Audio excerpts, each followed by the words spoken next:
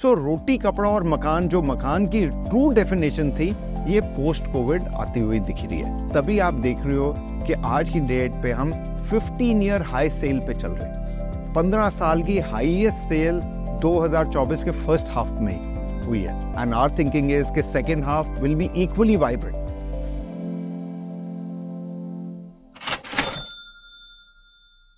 Simple है कि इस एपिसोड में आप सबका स्वागत है।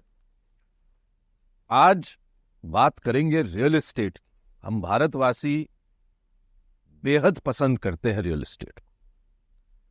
घर हो, लैंड हो, एक पूरी जनरेशन या शायद 2-3 जनरेशन हमारे देश की निकल गई जो केवल रियल एस्टेट, या कह लें आप लैंड, उसको भी रियल एस्टेट ही कहते हैं, उसी में इन्वेस्ट करते हैं। और कहीं ना कहीं आज भी कई लोग रियल एस्टेट में निवेश करना चाहते हैं, करते हैं। इस सेक्टर के लगभग 4 डेकेड, आप यकीन नहीं करेंगे इस इंसान को देखकर, लेकिन लगभग 4 डेकेड के गुरु रह चुके हैं ये रियल एस्टेट। इनको एक बड़े भाई की तरह मानता हूं। अनुज पुरी, जो चेयरमैन है एनारॉक प्रॉपर्टी कंसल्टेंट्स के, लेकिन ये किसी टाइटल से बहुत दूर है। कहीं कहीं अलग कंपनियों के पार्ट रहे हैं ये, लेकिन जैसे मैंने कहा, लगभग 4 दशक में अगर कोई एक ऐसा इंसान है जिसने इस रियल एस्टेट सेक्टर में इतना काम किया, और हमेशा एजुकेशन के लिए आप इन्हें बुला लें तो कभी ना नहीं करते। थैंक यू वेरी मच अनुज। बहुत अच्छा लगता है आपको जब देखता हूं वैसे के वैसे ही दिखता है। तो ये क्योंकि ये मीडियम डिजिटल ही यंग लोगों का है, तो सबसे पहले तो ये बताइए, मुझे इतना पता है कि दुबई में हम एक बार एक इवेंट कर रहे थे, करेक्ट, वहां पर आपने डिस्क्लोज किया था कि आप मार्शल आर्ट भी करने लग गए। ये मतलब फिटनेस का क्या राज है आपका? क्योंकि हेल्थ बहुत जरूरी है लोग। बहुत जबरदस्त। एंड सबसे पहले तो बहुत बहुत आपकी कंपनी में मैं बहुत वो हो जाता हूँ ऑकवर्ड, क्योंकि आपके जैसा डिसिप्लिन मेरा नहीं। अरे नहीं, नॉट एट ऑल। नो, बहुत अच्छा लगता है विवेक, आपके साथ बात करने में। बहुत साल हो गए हमें बात करते हुए, एंड बहुत एवोल्यूशन हुआ है रियल एस्टेट का।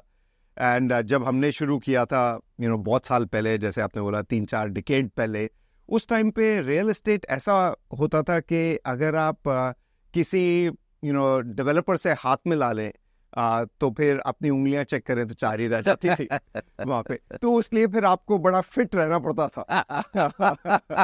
तो आपको अपने में इन्वेस्ट करना पड़ता था रियल एस्टेट के अंदर। अभी तो बहुत चेंज हो गया है, बहुत मेच्योरिटी आ गई है, बहुत कंसोलिडेशन हो गई है, गवर्नेंस हो गई है, ट्रांसपेरेंसी हो गई है।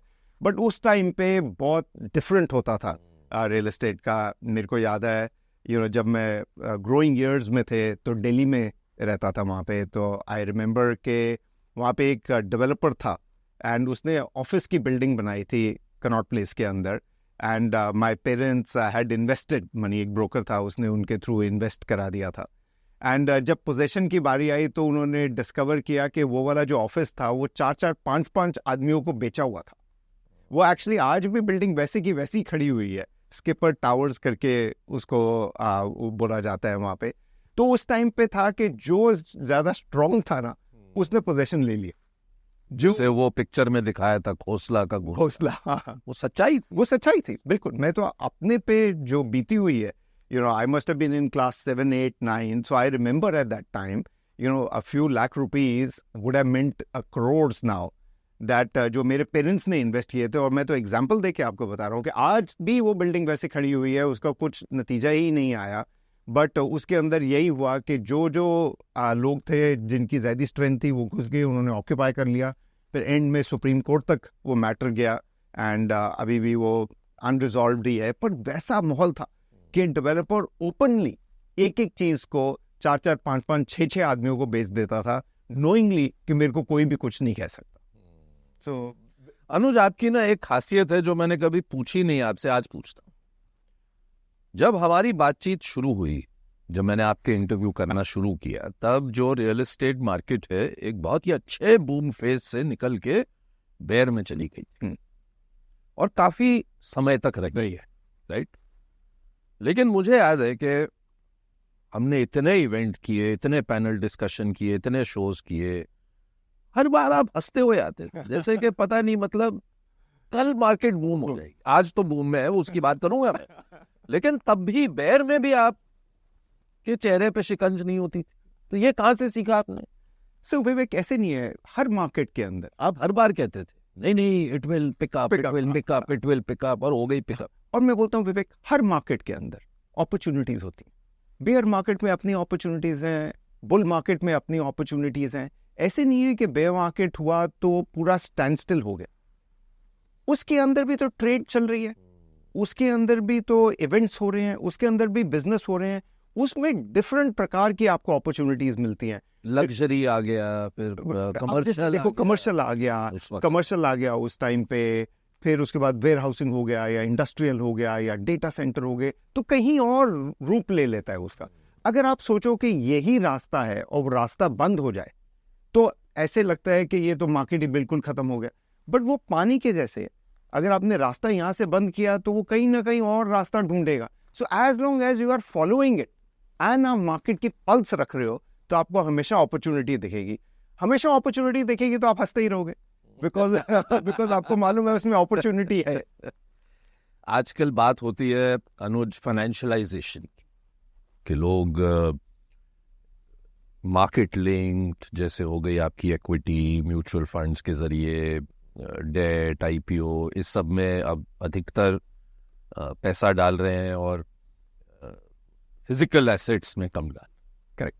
क्या ऑन द ग्राउंड ये आप देख रहे हैं? So, दोनों चीजें चल रही हैं विवेक इसके अंदर is, and different asset classes हैं। मैं थोड़ा लंबा बिल्कुल वहाँ पे, जैसे जो रेजिडेंशियल है उसके अंदर हम फिजिकल एसेट ही देख रहे हैं, उसके अंदर हम फाइनेंशियल प्रोडक्ट में बहुत कम इन्वेस्टमेंट है। जो फाइनेंशियल प्रोडक्ट में इन्वेस्टमेंट है वो है स्टॉक शेयर ऑफ डेवलपर्स, उसके अलावा कुछ नहीं ले रहे हैं, सिर्फ अपने यूज के लिए फिजिकल इन्वेंट्री खरीद रहे हैं।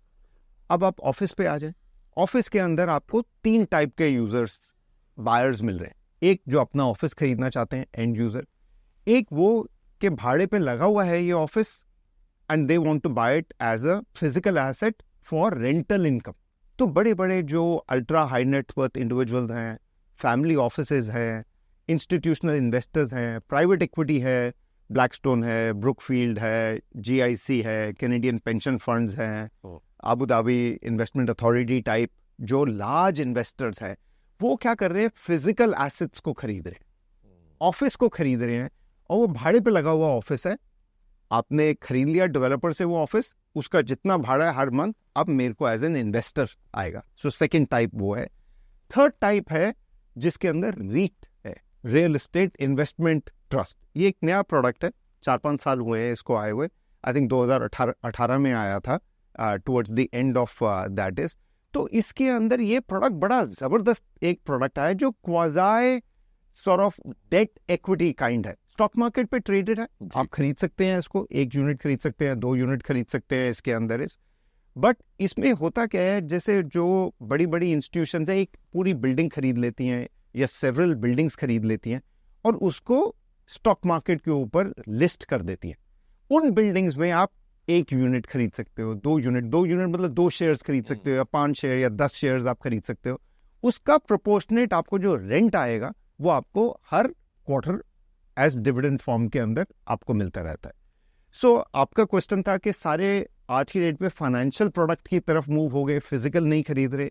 मैं बोलता हूँ जो रेजिडेंशियल है वो मेजॉरिटी आज भी फिजिकल है एंड यूजर के लिए, बट एंड यूजर इन्वेस्टर नहीं है। और मेरे को लगता है कि इन्वेस्टर बहुत कम आएगा इसके अंदर इस, बिकॉज ये वाला जो बिजनेस है इन्वेस्टर के लिए इतना प्रॉफिटेबल नहीं है। बिकॉज इसमें विवेक क्या है, रेंट पे आप देते हो तो आपको 2% यील्ड मिलती है साल की, तो कोई उसका इतना इंटरेस्ट नहीं है। रेंट जो है 2% ही मिल रहा है। आप ऑफिस खरीदते हो तो उधर आपको 8-8.5% रिटर्न मिलती है, तो that is a very good product. तो वो इन्वेस्टर वहां पे आ रहा है, ऑफिस में आ रहा है, या फिर आ रहा है रीट के ऊपर। अब एक और चीज सेबी ने खोली है which is this small medium REIT, जैसे एक बिल्डिंग आप रीट पे कर सकते हो। एक और चीज सेबी ने ब्लेसिंग दी है, फ्रैक्शनल ओनरशिप। वो भी पढ़ा, वो भी बड़ी अच्छी चीज है, फ्रैक्शनल ओनरशिप के आप ये टेक के बहुत सारे एप्स हैं, उसके ऊपर आप एक बिल्डिंग खरीदते हैं, जो स्पॉन्सर होता है बिल्डिंग खरीदता है, वो टेक ऐप के ऊपर वो बिल्डिंग डाल देता है, आप उसके अंदर यूनिट्स खरीद सकते हो, बिल्डिंग के अंदर जो रेंट आ रहा है वो आपको मिलता रहेगा, मंथ ऑन मंथ आपको आता रहता है उसके अंदर। इस सो बड़ा डिफरेंट हो रहा है फ्रॉम द टाइम्स विवेक जब हमने शुरू किया था, या तो फिजिकल एसेट होता था सिर्फ, या फिर आप शेयर्स खरीद सकते थे। आज की डेट पे फ्रैक्शनल ओनरशिप आ गई, रीट आ गई, ऑब्वियसली शेयर्स तो आप खरीद ही सकते हैं किसी भी लिस्टेड डेवलपर के, प्लस आप फिजिकल एसेट के अंदर पूरी की पूरी बिल्डिंग्स खरीद सकते हैं या फ्लोर्स खरीद सकते हैं जो रेंटेड हैं, या फिर अपने एंड यूजर के लिए आप फिजिकल स्पेस खरीद सकते हैं। रीट पे आपका योगदान बहुत है अनुज, क्योंकि मुझे याद है 20-25 साल पहले से आपने इस पे बात करनी शुरू की। ये बहुत बड़ा एक इंस्ट्रूमेंट, ग्लोबली ये बहुत बड़ा इंस्ट्रूमेंट था, हमें बहुत साल लगे। हाँ, हमें बहुत साल लगे, लेकिन अब हो गया। पर सेबी ने बहुत अच्छा काम किया है इसके अंदर, बहुत ये पिकअप हो रहा है। अभी देखो सर, 4 आगे रीट, 4 आगे, और इनकी रेंज है अबाउट 20,000 करोड़ से लेके अबाउट 35,000 करोड़ ईच रीट है। सो मतलब आप लगा लो अबाउट 1 लाख करोड़ के तो रीट हो ही गए, 1 लाख करोड़ के in the last 5-6 years। So as a result of it चल रहा है। इसमें सिर्फ एक ही है कि रिटेल इन्वेस्टर को समझ आने में थोड़ा टाइम लग रहा है। एंड देन विवेक वो किसी भी न्यू इंस्ट्रूमेंट का होएगा, बिकॉज ये उनको थोड़ा सा डिफिकल्ट समझ आ रहा है कि ये इक्विटी है प्योर या ये डेट है, ये क्वाजाई है कहीं पे। क्योंकि देखो हर क्वार्टर आपको रेंट आएगा, तो इन अ वे डेट टाइप हो जाता है रिटर्न इसकी, कि हर क्वार्टर आपको एश्योर्ड रिटर्न आनी है, पर ट्रेड हो रहा है स्टॉक मार्केट के ऊपर, तो इक्विटी लगता है इसके अंदर। Is so over a period of time ये समझ आ जाएगी। अमेरिका के अंदर 1970s में आया था, हमारे में तो 2018 में आया है ये इंस्ट्रूमेंट। इज सो होपफुली और 4-5-6 साल के अंदर और वाइब्रेंसी आती जाएगी। इसके अंदर 4 रीट है, 3 ऑफिस के हैं और एक रिटेल का है, मॉल्स का रीट है, जिसके अंदर 13-14 मॉल्स डालेंगे हैं। उसका जो क्वार्टरली रेंट आता है वो सारे इन्वेस्टर्स को डिस्ट्रीब्यूट हो जाता है। आपकी एक खासियत ये रही है अनुज के जहां भी आप, जिस भी कंपनी को आपने हेड किया है, रियल एस्टेट में ही रहे हैं आप, लेकिन रिसर्च पे बहुत फोकस कर, और आज भी आपकी एंटिटी का जो रिसर्च आता है उसे मैं पढ़ता हूं, और 3-4 जो चीजें हैं, जैसे एक चीज जो आप बहुत अच्छी से समझाते हैं अपनी इन रिसर्च रिपोर्ट्स में, वो ये है कि कैसे रुझान, क्योंकि पिछले 5 साल में प्रॉपर्टी प्राइसेस भी बढ़ गए, तो लग्जरी की तरफ ज्यादा बढ़ा। बिल्कुल, हालांकि लग्जरी को आप 1 करोड़ शायद मांग करते हैं, और अफोर्डेबल हाउसिंग वाली जो कैटेगरी है, जो शायद 40 लाख है या 20 लाख है डिपेंडिंग, तो वो कम होते जा रही है और ये ज्यादा है। तो मेरा एक सवाल था कि जो ये HNIs है जो बढ़ते जा रहे हैं, और उस पर बात करेंगे हम कि कैसे देश में वेल्थ जिस तरह से बन रही है, तो ये जो लग्जरी घर खरीद रहे हैं, और आपने तो पूरी गेम ही बदल दी। आजकल एक अनाउंसमेंट आती है और उसके 10 मिनट में बिक जाते हैं सारे उस कॉलोनी। तो ये तो आपने जैसे IPO बना दिया बिल्कुल। एंड तो उसमें तो कई जो लग्जरी कैटेगरी में HNIs है, फैमिली, क्या वो इन्वेस्टमेंट के लिए लेते हैं आज भी रियल एस्टेट आपके मुताबिक? सो मैं आज एक सीक्रेट रिवील करता हूं आपको, एंड ये ज्यादा पता नहीं है, पर एटलीस्ट आपके व्यूअर्स को पता लगेगा कि विवेक लॉ ने हमें ये डिसाइफर करके दिया। अनुज पुरी, अरे नहीं। सो विवेक देखो, जो ये हम प्रॉपर्टीज बेचते हैं, ये 1 करोड़ 2 करोड़ 3 करोड़, मैं बोलता हूँ इवन 50 लाख के भी ले लो, आप कैसे 10 मिनट में बेच सकते हो पूरी प्रॉपर्टी? आप आज एक गाड़ी खरीदने जाते हो, 3 बार 4 बार शोरूम में जाते हो, फैमिली के साथ जाते हो, इन लॉज के साथ जाते हो, पेरेंट्स के साथ जाते हो, फ्रेंड से पूछते हो, फिर जाके आप गाड़ी लेते हो, वो भी 10-15 लाख रुपए की। So how can you buy apartment crore में 10 मिनट के अंदर? ऐसे एक्चुअली होता नहीं है, इसीलिए मैंने बोला मैं ये रिवील करता हूँ सीक्रेट। ये हम इससे 2 महीने पहले, इवेंट से पहले पूरा काम कर रहे होते हैं, पूरा बेच रहे होते हैं, आपसे चेक भी कलेक्ट करके रख रहे होते हैं। सिर्फ बैंक नहीं करते, बैंक हम उस 10 मिनट में करते हैं जिसमें हम अनाउंसमेंट करते हैं कि सोल्ड आउट। तो मार्केट में ऐसे न्यूज जाती है कि फर्स्ट डे सेल आउट हो गया, बट एक्चुअली उसके पीछे 3 महीने का काम था। 3 महीने से आप मिल रहे थे सबसे, एंड उन्होंने आपको चेक्स दिए थे जो आपने जाके बैंक करे on one single day to make an announcement कि ये सिंगल डे सेल आउट हुआ है।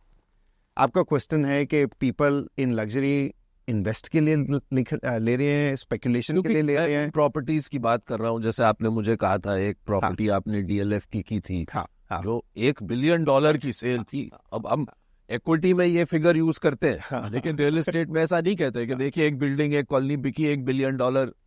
पर सर उसमें डीएलएफ ने बहुत मेहनत करी हुई थी उससे पहले वहां पे। तो ये जैसे इस टाइप की प्रॉपर्टीज हैं जहाँ 10-10 करोड़ 8-8 करोड़ के फ्लैट हैं, ये तो लग्जरी HNIs इन्वेस्टमेंट के लिए ले रहे हो? नहीं, अपने खुद के रहने के, खुद लेने के लिए। सो 3-4 चीजें हो रही हैं। Aspirational value. एक है कोविड के अंदर everybody is wanting bigger better, more infrastructure, more open space. ये भी आपकी एक बहुत अच्छी रिसर्च। हाँ, बड़ी अच्छी। लोग घर पे रह रहे थे, हाँ, घर पे स्टडी रूम चाहिए था, एडिशनल मॉड्यूलर किचन चाहिए थे, फंक्शनल घर चाहिए था, एडिशनल स्टडी रूम चाहिए था, बच्चों के लिए जूम रूम चाहिए था, पेरेंट्स ओल्ड जो थे उनके लिए नर्स के लिए रूम चाहिए था क्योंकि आ नहीं सकते थे, सोसाइटी से जा नहीं सकते थे, वहाँ पे ओपन स्पेस बैल्कनी चाहिए थी उनको, बिल्डिंग के अंदर बेटर एमिनिटीज चाहिए थी, इंफ्रास्ट्रक्चर चाहिए था, गेटेड कम्युनिटी चाहिए थी, न्यूअर बिल्डिंग चाहिए थी। पहले आप आते थे रात को 8-9 बजे घर पहुंचे, खाना खुना खाया, सो गए। अभी थ्रू आउट कोविड आप देख रहे हो ये दीवार में तो क्रैक है, ये तो थोड़ा सा और बड़ा होना चाहिए था। तो सडनली आपने बोला कि मेरे को अब ये बड़ा खरीदना है। अब बड़ा खरीदने के लिए 2-3 चीजें हुई। एक, स्टॉक मार्केट में लोगों ने बहुत पैसा कमाया, पर्टिकुलरली लग्जरी में और अल्ट्रा लग्जरी में। सेकेंड इज इनकम्स बहुत बढ़ी। थर्ड इज बहुत सारी प्रॉपर्टीज जो थी वो कंप्लीटेड थी, पर्टिकुलरली बॉम्बे के अंदर लग्जरी एंड अल्ट्रा लग्जरी, पर अनसोल्ड थी, तो आप इमीडिएटली खरीद के उसके अंदर जाके रह सकते थे। फोर्थ था कि लोगों ने बोला हम जो ये पैसा इन्वेस्ट कर रहे हैं ऑन इंस्ट्रूमेंट्स, कब रहेंगे, हम कब जिंदगी जिएंगे प्रॉपरली। सो रोटी कपड़ा और मकान, जो मकान की ट्रू डेफिनेशन थी, ये पोस्ट कोविड आती हुई दिख रही है। तभी आप देख रहे हो कि आज की डेट पे हम 15 ईयर हाई सेल पे चल रहे। 15 साल की हाईएस्ट सेल 2024 के फर्स्ट हाफ में हुई है, एंड आवर थिंकिंग इज कि second half will be equally vibrant. तो 15 साल की हाईएस्ट सेल। लास्ट पॉइंट है इसमें विवेक, हमने अफोर्डेबिलिटी की थोड़ा सा टच किया टॉपिक। अफोर्डेबिलिटी का हमने एक पूरा सर्वे किया 2005 से लेके 2024 तक का। आज भी हमारी जो अफोर्डेबिलिटी है रियल एस्टेट में 2015 से बेटर है। वो क्यों? क्योंकि विवेक 2013 से 2019 तक 6 साल के अंदर 12% सिर्फ प्रॉपर्टी प्राइसेस बढ़े। So actually 2% per annum. 2020 से लेके 2024 के फर्स्ट हाफ पे 48% बढ़े। सो एक्चुअली ये बढ़े आपके से 12% के हिसाब से 12%, और वो बढ़े सिर्फ 2%। अगर आप ओवरऑल देखते हो 2013 से 2024 तक के लिए, तो इस पीरियड में property prices have grown lesser than your income that has grown. तभी आज अफोर्डेबिलिटी ज्यादा चल रही है, बिकॉज हम देख रहे हैं सिर्फ आइसोलेशन में 2020 से 2024 के 48% बढ़े, बट हम वो बोल रहे हैं 2013 से 2019 सिर्फ 12% बढ़े थे, जबकि आपकी सैलरीज और इनकम बहुत तेज बढ़ी थी। So it is a little bit of a catch up to be done. तो अफोर्डेबिलिटी भी बिल्कुल ठीक है। एक और इसमें हो गया एक लास्ट चीज कि बिकॉज रेरा, जीएसटी, डिमोनेटाइजेशन, फिर जो डेट की क्राइसिस आई as a result of IL&FS, उसकी वजह से बहुत सारे बिल्डर्स बिजनेस से ही बाहर चले गए। द गुड बिल्डर्स, जैसे आपने DLF का नाम लिया, या बहुत सारे और नामी लिस्टेड गाइस जो है, दे आर बेनिफिटिंग बिकॉज वो कंसोलिडेशन में प्लेयर्स कम हो गए, डिमांड ज्यादा बढ़ गई, as a result of which sales of these guys have gone up. So actually क्या हुआ है, जो बड़े लिस्टेड डेवलपर्स या बड़े अनलिस्टेड डेवलपर्स हैं, उनको 3 बेनिफिट मिले, एक्चुअली 4 बेनिफिट मिले। एक बेनिफिट मिला क्योंकि कंसोलिडेशन हुई, कम प्लेयर हो गए, तो बाय वर्च्यू ऑफ दैट उनकी सेल बढ़ गई। सेकंड, मार्केट ग्रो हुआ। थर्ड, प्राइस ग्रो हुई, तो फॉर द सेम अपार्टमेंट आपको और वैल्यू मिलने लगे। Fourth, on an average before Covid apartment का साइज होता था 1190 स्क्वायर फुट का ऑन एन एवरेज इंडिया का। आज की डेट पे एवरेज हो गया 1340 स्क्वायर फीट का। सो बड़े घर ले रहे हैं तो वैल्यू और बढ़ी जा रही है। ये जो बुल रन है जो चल रहा है आप कह रहे हैं, ये आप कब तक एक्सपेक्ट करते हैं चलता रहे? ये बड़ा इंटरेस्टिंग क्वेश्चन है विवेक कि कब तक चलेगा बुल रन। मेरा एनालिसिस है ओवर द लास्ट 30 इयर्स के जो बेयर रन होता है ये अबाउट रहता है 4 इयर्स।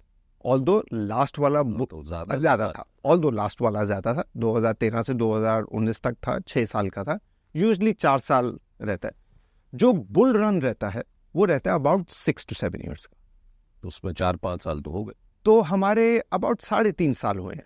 बिकॉज विवेक देखो आप 2020 के एंड में शुरू हुआ था। Correct. 2020 के बीच में तो कोविड ही आया था। तो 2020 के एंड में से जनवरी 2021 पे आप लगाए तो हम पहुंचे हाफ ऑफ द ईयर। तो 3.5 साल इन अ 6 ईयर साइकिल भी अगर आप ले लेंगे तो you may be about 60% in this cycle. इसके अंदर एक दो कैविएट है। अगर इकोनॉमी को कुछ हुआ तो फिर डेफिनेटली रियल एस्टेट को असर पड़ेगा। बिकॉज रियल एस्टेट ये अपने 2 पाँव नहीं होते, ये इकोनॉमी पे पिगी बैक करता है। बिकॉज जॉब क्रिएशन होती है, ग्रोथ होती है, स्टॉक मार्केट की ग्रोथ होती है, तो रियल एस्टेट का भला होता है इसके अंदर। अगर इकोनॉमी स्लो हुई तो प्रॉब्लम होएगी इसके अंदर, या फिर ग्लोबल कहीं पे क्राइसिस हो गई।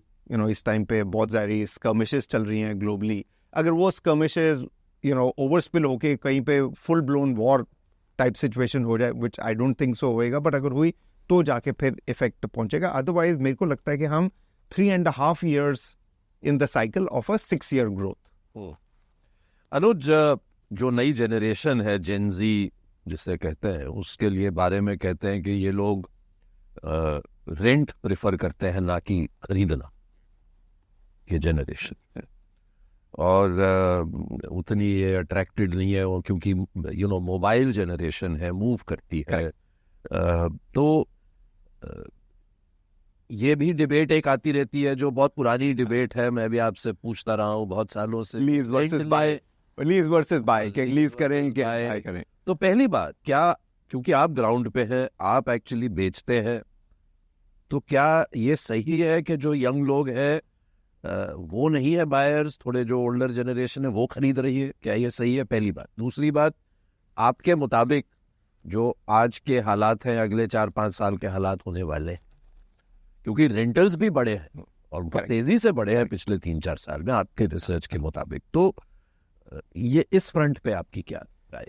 सो सबसे पहले तो विवेक, आज से 20 साल पहले average age of the home buyer was mid-40s, आज अर्ली 30s पे आ गया। सो यंगर आदमी खरीद रहा है। सेकेंड इज, कोविड ने चेंज किया, 2 एस्पेक्ट से चेंज किया। एक एस्पेक्ट चेंज किया कि पेरेंट्स बोलने लग गए कि बेटा अपना घर या बेटी अपना घर जरूर खरीदो। रोटी कपड़ा और मकान, जैसे मैंने पहले बोला, मकान इज एन एसेंशियल डेफिनेशन। तो पेरेंट्स काफी प्रेशर करने लग गए मिलेनियल्स को, बॉयफ्रेंड गर्लफ्रेंड आपस में करने लग गए, हस्बैंड वाइफ यंग जो थे आपस में करने लग गए कि घर होना चाहिए।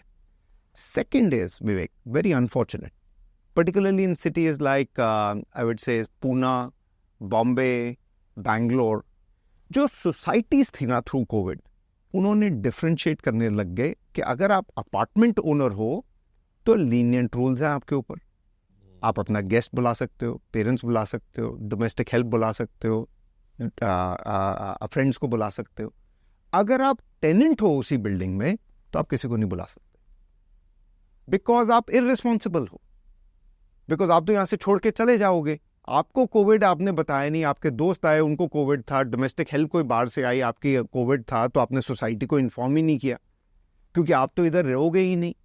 आप अपार्टमेंट ओनर हो तो आपकी रिस्पॉन्सिबिलिटी बढ़ती है, बिकॉज आप तो सोसाइटी में ही रहोगे हमेशा, इसी के अंदर is that is where the millennials felt the pain, कि हम तो सेकेंड ग्रेड सिटीजन हो गए इसी में, कि सेम बिल्डिंग के अंदर अगर आप अपार्टमेंट ओनर हो तो आपको लीनियंसी है, अगर आप टेनेंट हो तो आपके ऊपर स्ट्रिक्टर रूल्स हैं। नॉट ओनली दैट, पूना वगैरह के अंदर इसमें क्या होता था, जैसे ओल्डिश पीपल थे तो वो फर्स्ट फ्लोर रेंट पे दे देते थे या सेकंड फ्लोर रेंट पे दे दिया, वहाँ पे उन्होंने सारे बंद कर दिया, उनके किसी के रिलेटिव्स नहीं आएंगे, बिकॉज वो ओल्ड थे खुद ही। तो उन्होंने बोला अगर आपके दोस्त आएंगे या आपके रिलेटिव्स आएंगे, हो सकता है वो उनको कोविड की इन्फेक्शन हो और हमें दे देंगे, तो उन्होंने सब उनके लिए भी बंद करा दिए कि आपका भी कोई दोस्त नहीं आ सकता अगर आप जब तक यहाँ पे रहोगे। तो दीज मिलेनियल्स देन डिसाइडेड कि हमें अपना घर तो खरीदना ही है. So that is another mind shift that has happened is. And third is कि ये एक फिजिकल एसेट है. सो पीपल सेड इज कि ठीक है, रेंटल 2% रिटर्न में why should I invest the full monies. But ultimately सबने बोला ये नीड है, ये एक रिक्वायरमेंट है, इसमें कैपिटल एप्रिसिएशन भी होती है over a period of time. तो इसलिए हमने देखा है मिलेनियल्स जो है इंक्रीज नंबर पे आज भी रेंट पे रहते हैं. मैं ऐसे नहीं बोल रहा, क्योंकि आपकी बात बिल्कुल ठीक है विवेक कि ये मोबाइल है. नहीं, लोग कहते हैं ऐसे, हाँ, मतलब एंड मोबाइल है एंड करते हैं. रेंटल्स भी उसी लिए ऊपर गए हैं बिकॉज ये मोबाइल है, ये लेते हैं काफ़ी रेंट पे भी. बट इक्वली हमने देखा है कि बहुत सारे आज की डेट पे जो पहले सिर्फ रेंट के ऊपर होते थे, आज की डेट पे वो आर्ग्यूमेंट ही नहीं करना चाहते. They want to go out and buy. They says कि ये हमारा फिजिकल एसेट है, अपनी छत होनी चाहिए अपने सिर के ऊपर, ये परमानेंट होनी चाहिए. Plus we have experience discrimination and we don't want to live that life again.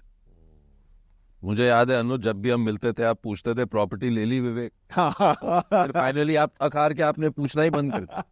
अब ली नहीं. आप हर बार पूछते थे और मैं हर बार कहता था नहीं अनुज मेरे पास प्रॉपर्टी. पर क्यों नहीं ली विवेक आपने? चलिए वो एक अलग, वो आपको जब मौका मिलेगा मुझे इंटरव्यू करने का तब आज मेरी बारी है. तो एक और चीज पूछता हूँ आपसे. आप दिल्ली में बड़े पर, तो स्कूलिंग भी आपकी वहीं हुई, कॉलेज भी आपकी वहीं हुई. रियल एस्टेट में बॉम्बे, ये जर्नी के बारे में कभी बात हुई नहीं हमारी. ये कैसे हो गई? सो दिल्ली आज भी मेरे को बहुत पसंद है. आई मीन दिल वालों का है Delhi. And my parents live there, सारे फ्रेंड्स वहाँ पे ही हैं. And best food, best weather in the winters. Fitness conscious है क्या? खाते हो? नहीं खाते हैं, बिल्कुल खाते हैं. छोले भटूरे खाते हैं? पंजाबी हैं सर, खाते हैं, बर्न आउट कर देते हैं. उस दिन एक्स्ट्रा मार्शल आर्ट्स होती है. अच्छा. सो विवेक कॉलेज गए श्री राम, वहाँ से फिर सीए कर दी. सीए करके जब बाहर निकले तो वर्किंग शुरू किया. तो पहले महीने ही लगा कि ये तो गलत प्रोफेशन ले लिया मैंने. अच्छा. ये तो is not the right thing. तो फिर पेरेंट्स ने बोला ठीक है अभी करो जो और करना है. फिर उसके बाद में बोला insurance I want to do, I think ये इंश्योरेंस बहुत अच्छा है. फिर मैं इंश्योरेंस पढ़ने लग गया. फिर मैंने इंश्योरेंस पूरी करी इंडिया के अंदर. उसके बाद बोला ये बहुत अच्छी फील्ड है. Then I said is I want to go overseas. तो पेरेंट्स ने लंदन भेजा कि वहाँ पे चार्टर्ड इंश्योरेंस इंस्टीट्यूट है, वहाँ से मैंने किया कोर्स, वो ख़त्म किया. फिर मैंने 1-2 महीने काम किया. फिर मैं बोला ये गलत प्रोफेशन हो गया वहाँ पे. तब तक मैं 27 का हो चुका था. माय फादर सेड इज भाई ये नहीं है अब कुछ, मतलब पहले सीए किया तो गलत हो गया, आपको पसंद नहीं आया. फिर चार्टर्ड इंश्योरेंस किया, अब आप बोलते हो ये भी नहीं पसंद आया, वहाँ पे आपने क्या करना है? मैंने बोला I want to become a real estate broker.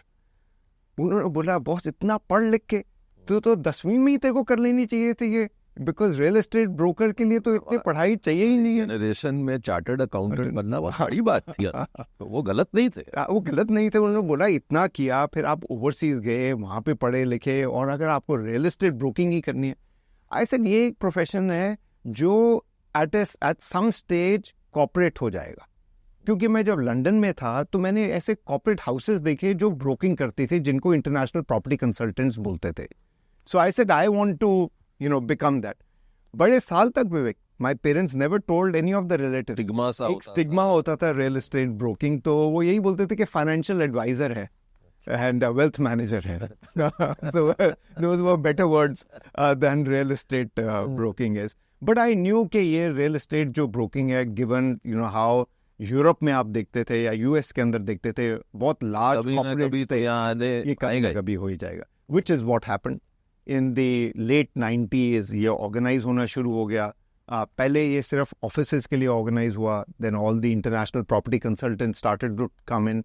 वो इसलिए आए इंटरनेशनल प्रॉपर्टी कंसल्टेंट्स बिकॉज उनके जो क्लाइंट्स थे अमेरिका के अंदर और यूरोप के अंदर, वो इंडिया आ रहे थे आईटी के लिए, बैक ऑफिस के लिए, उस टाइम पे कॉल सेंटर के लिए, केपीओज के लिए, आईटी R&D के लिए.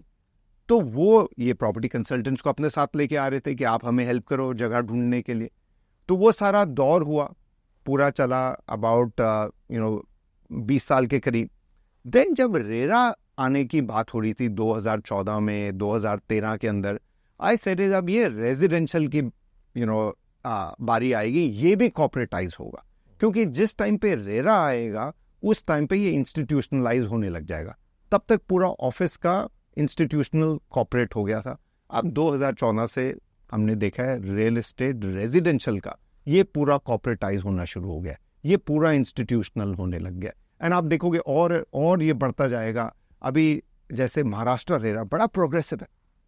महाराष्ट्र रेरा ने हर ब्रोकर पे बोला जो अगर आप नया घर बेचते हैं तो आपको लाइसेंस चाहिए, अगर आप गलत बेचते हैं किसी बायर को, बोलते हैं जी स्विमिंग पूल है, गार्डन है, और नहीं था स्विमिंग पूल, या आपने कुछ बढ़ा चढ़ा के बोला, आपका लाइसेंस कैंसिल कर देंगे, आप प्रैक्टिस ही नहीं कर सकते।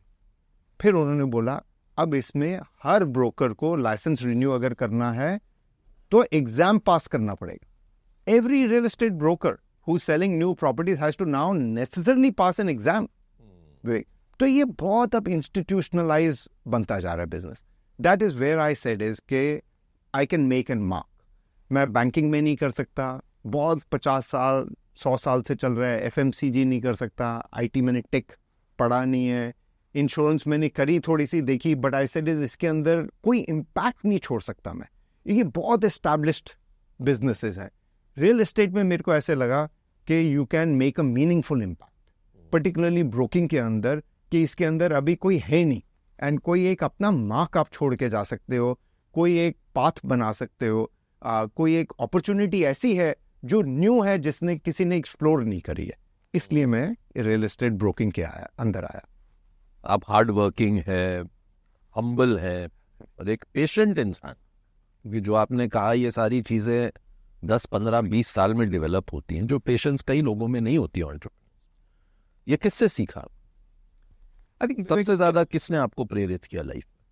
आई थिंक 2-3 चीज़ें हैं। एक जैसे आपकी अपब्रिंगिंग होती है, हम सब मिडिल क्लास फैमिली से आते हैं। आई थिंक पेशेंस अपने आप ही समझ आ जाती है मिडिल क्लास फैमिलीज़ के अंदर, इज बिकॉज आपको जो चीज़ चाहिए होती है वो इमीडिएटली मिलती नहीं है वहाँ पे। फिर आपको समझ आ जाती है that you have to work really hard to be able to achieve that is. तो आई थिंक इनग्रेन हो जाती है। कुछ पेशेंस आती है विवेक जब आप अपना बिजनेस चालू करते हो, तो जितने आपके बैक पे वूंड्स होते हैं ना, वो अपने आप ही पेशेंस आपको समझा देते हैं कि बॉस कैसे पेशेंस इसके अंदर आपको चाहिए। कुछ पेशेंस आपको आपकी टीम समझा देती है, बिकॉज अगर आप इम्पेशेंट रहते हैं तो वो निकल जाती हैं। सो देन अगर आपको हार्नेस करना है लॉन्ग टाइम, तो उनसे पेशेंस आपको सीखनी पड़ती है। कुछ आपको पेशेंस आपकी फैमिली, आपके बच्चे, पर्टिकुलरली किड्स, वो समझा देते हैं कुछ patience. So I think it is a overall game. हमारी जो जनरेशन थी विवेक, आपकी मेरी जो जनरेशन थी, पेशेंस ईजी थी। आई थिंक मिलेनियल्स में बिकॉज ऑफ इंस्टेंट ग्रेटिफिकेशन, ये पेशेंस एक जो है बहुत बड़ा वर्च्यू बन गया। हमारे में तो पेशेंस ही थी ना, गाड़ी की टिकट नहीं मिली ट्रेन की तो कोई बात नहीं, कल चले जाएंगे, परसों चले जाएंगे। फ़ोन अगर करना है तो आपको ट्रंक कॉल बुक करनी है, तो आप वेट करते थे फ़ोन के साथ में, 2-3 घंटे बाद ट्रंक कॉल लगेगी। आपको पेशेंस थी, क्योंकि हम ग्रो वैसे हुए हैं। आज की डेट पे अगर नहीं लगा इमीडिएटली फ़ोन, तो अरे क्या है, नेटवर्क ठीक नहीं है, पेशेंस ही नहीं है, वो because of that instant gratification. So हमारे लिए ईजी था ये पेशेंस। आई थिंक नेक्स्ट जो मिलेनियल्स है उसके लिए ये डिफ़िकल्ट कॉन्सेप्ट होने वाला है, बिकॉज हर चीज़ इमीडिएट चाहिए। जैसे मैंने मांगा, मेरे को इमीडिएटली आज ही ये चीज़ चाहिए, और मैं यही सोचता हूँ कि हमें तो कभी नहीं मिली थी ऐसे। हम तो हमें कोई फ़र्क नहीं पड़ता था, हम वेट करते थे, आराम से बात करते थे। अगर आप फ्रेंड को मिलने जा रहे हैं तो वो बोलता था 5 बजे वहाँ पे मिलेंगे, 5 नहीं आए, 5:15, 5:30, अब वहीं पे वेट करते रहते थे। कोई फ़ोन तो था नहीं कि मैं पूछ लूँ, वहाँ पे वेट करते रहते थे, एंड वो अपने आप ही पेशेंस आ जाती थी। वर्क लाइफ बैलेंस कैसे आप मैनेज करते हैं? इतनी मेहनत करते हैं, कभी एक शहर मिलो भी आपको तो कभी यहाँ से भाग रहे हो, वहाँ भाग रहे हो, कैसे मेंटेन करते हो, समय कैसे निकालते हो? आई थिंक विवेक, ये एक मिथ है वर्क लाइफ बैलेंस। ऑनेस्टली होता नहीं है बैलेंस।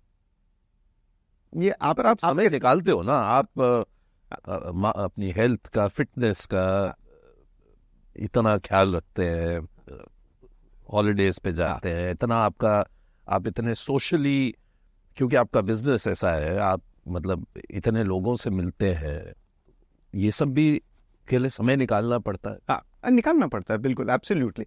सो मैं वैसे बोलता हूँ, जैसे बहुत सारे लोग बोलते हैं वर्क लाइफ बैलेंस के, मेरे को ये करना है वो करना है। मैं बता रहा हूँ, विवेक, लॉ का भी नहीं होगा वर्क लाइफ बैलेंस। आपके जैसे थोड़ी है। अरे नहीं, मार्शल आर्ट्स की कोई एम नहीं पता उनको। आप तो Vivek, what you have to do is, जितना टाइम मिले वो क्वालिटी टाइम मिले, इवन विद द फैमिली। अगर आधा घंटा भी मिले घर जाके वापस, वो क्वालिटी टाइम होना चाहिए। एक बारी अगर वो क्वालिटी टाइम मिल जाता है, आपको सेटिस्फैक्शन मिल जाती है। It could be that you are spending 4 hours in the evening, yet it is not quality time, तो वो कोई फिर वर्क लाइफ बैलेंस ही नहीं हुआ। येट आपको 15-20 मिनट भी मिल गए and you are able to connect with the family, engage with the family, आपको बहुत अच्छा लगता है। वो बोला, आपको लगता है कि मेरा आज वर्क लाइफ बैलेंस पूरा हो गया। Second is, as far as your health is concern, ये तो विवेक एक क्रिस्टल बॉल है। ये अगर आपने छोड़ी तो ये तो टूटी टूटी, बाकी सारी आपने छोड़ी तो रबर बॉल है। फ्रेंड्स आपने छोड़े, न्यू बन जाएंगे। रिलेटिव्स आपने छोड़े, वो वापस आ जाते हैं। वर्क आपने छोड़ा, वो भी बाउंस होके वो वापस आ जाता है। ये एक मेरे को बहुत साल पहले किसी ने बोला था कि हेल्थ के ऊपर कभी कॉम्प्रोमाइज नहीं करना किसी के लिए भी।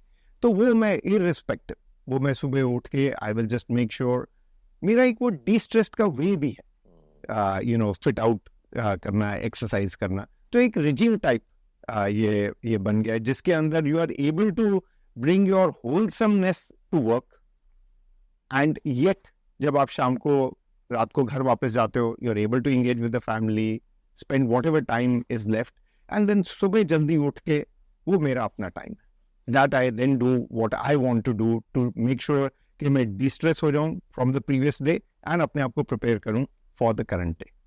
दिल्ली के Mumbai? Heart is Delhi. Heart is Delhi. Friends are Delhi. I think work-wise is Bombay. बहुत बहुत खुशी हुई आपसे हमेशा की तरह बात करने में अनुज। बहुत कुछ। Thank you very much. Thank you very much. Thank you. आपको इसी तरह सेहतमंद रखे भगवान, और आप पूरी कोशिश करते रहिए सबको अपने सर के ऊपर एक घर देने। बहुत थैंक यू विवेक, हर बार बहुत बहुत मजा आता है, फिर हमें बुलाते रहिए। Thank you very much.